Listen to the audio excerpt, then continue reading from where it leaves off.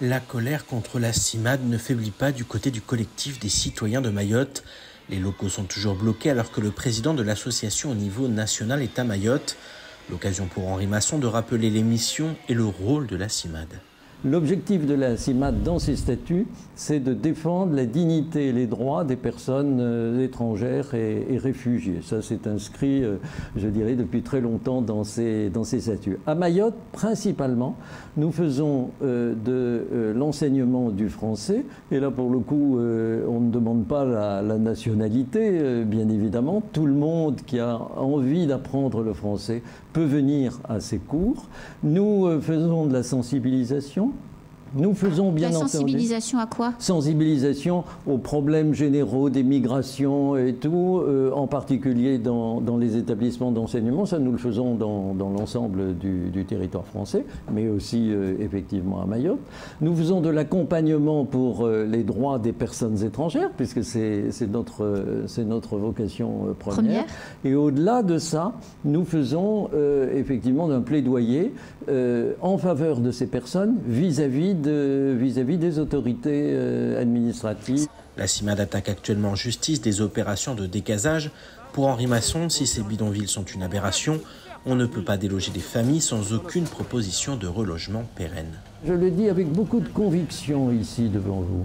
C'est que connaissant de très nombreux bidonvilles à l'étranger, en Amérique du Sud, j'en ai visité au Brésil, en Argentine, au Maroc, et en France, où nous avons une mission, effectivement, bidonville en particulier, nous luttons contre ces bidonvilles. Mais en même temps, nous souhaitons que la population soit traitée avec respect et avec égard. Il ne faut pas oublier que dans ces bidonvilles, même s'ils sont horribles, on le voit avec ces photos, il y a une vie sociale. Et qu'on ne peut pas décider en quelques semaines de dire « allez hop, on prend un arrêté ». Et on va dissoudre cette communauté qui est la chose peut-être la plus importante pour ces familles qui n'ont pas beaucoup. Le président de l'association ne partage pas l'avis de ceux qui considèrent que l'association, en aidant les migrants, alimente l'un des freins au développement. D'autant que pour Henri Masson, la CIMAD est une association d'utilité publique. Notre énergie, nous ne la consacrons pas simplement, je l'ai dit par quelques exemples, exclusivement à la population étrangère. Nous la consacrons aussi à la population mahoraise. Les cours de français, par exemple, le fait que quelquefois nous accueillons des familles, des mariages mixtes, et que du même coup nous accompagnons aussi des membres de la communauté mahoraise.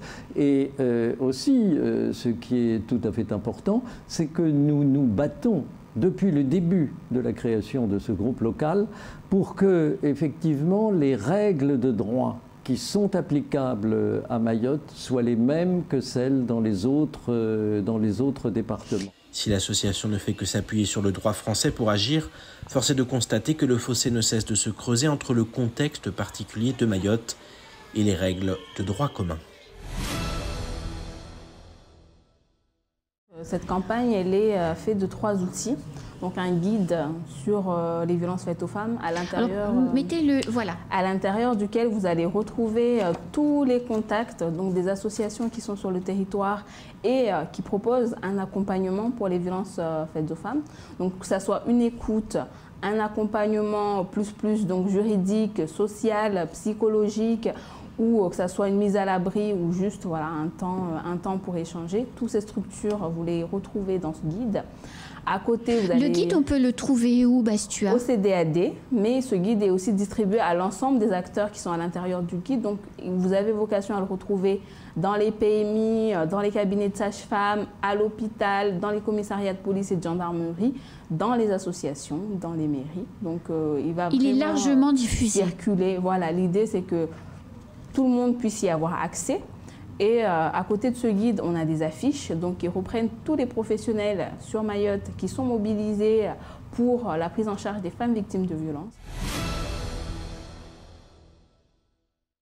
La visite du Premier ministre Jean Castex, prévue du 10 au 12 mars à La Réunion, a été annulée sans qu'aucun motif n'ait été avancé. La venue du ministre de la Santé, Olivier Véran, devrait aussi être annulée. En revanche, celle du garde des Sceaux, Éric Dupond-Moretti, se confirme. Il doit atterrir à La Réunion jeudi avec au programme la visite d'une prison et du tribunal de grande instance de Saint-Denis. Bonne nouvelle, il est prévu qu'il se rende ensuite à Mayotte vendredi. Les questions de sécurité seront au cœur de la visite. Plusieurs annonces sont attendues, avec notamment la création d'un centre éducatif fermé.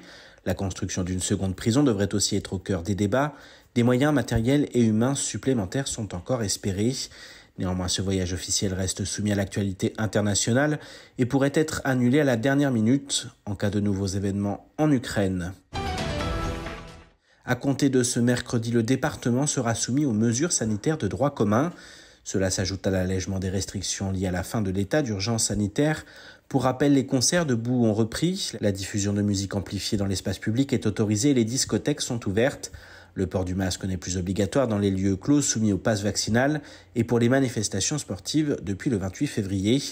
Dès le 14 mars, les choses vont à nouveau évoluer vers davantage de liberté. L'application du pass vaccinal sera ainsi suspendue dans tous les endroits où il était exigé. Passé cette date, le pass sanitaire restera toutefois en vigueur dans les établissements de santé.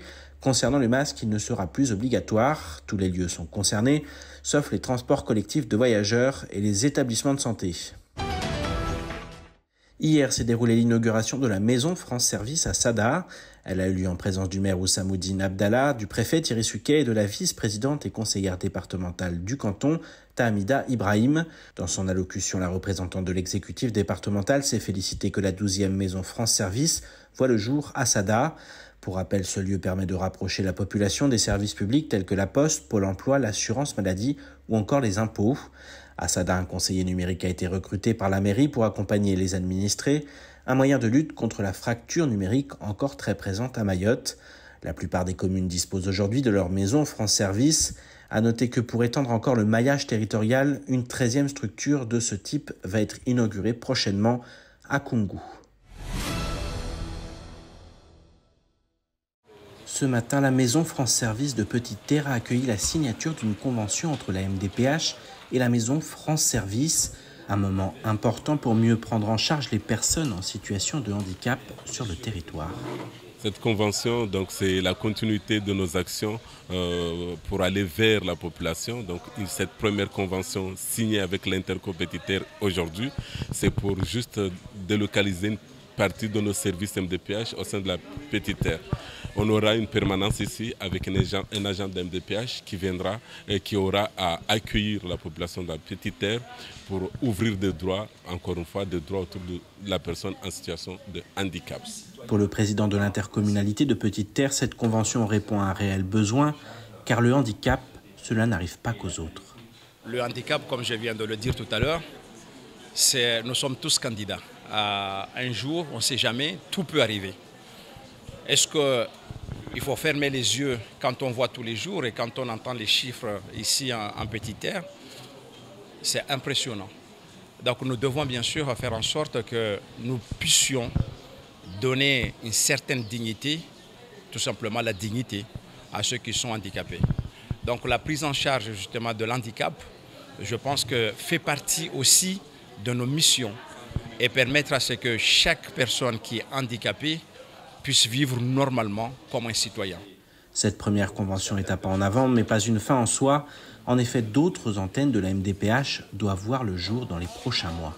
Donc c'est une première aujourd'hui avec cette antenne, mais on prévoit de créer carrément des locaux, enfin, de mettre en place des sites avec des agents un peu plus étoffés, on va dire. Donc on aura des sites, un site à Dembéni et probablement un site en Petite Terre ici et un autre site vers le nord. L'idée c'est de vraiment délocaliser et désengorger Mamoudzou pour que la population puisse être mieux accueillie, mieux orientée.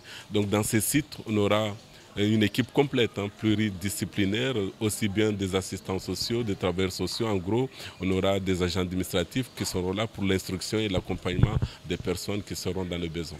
Le conseil départemental se fixe comme objectif de doubler le nombre de personnes suivies par la MDPH. Aujourd'hui, 13 000 personnes sont recensées par la Maison des personnes en situation de handicap à Mayotte.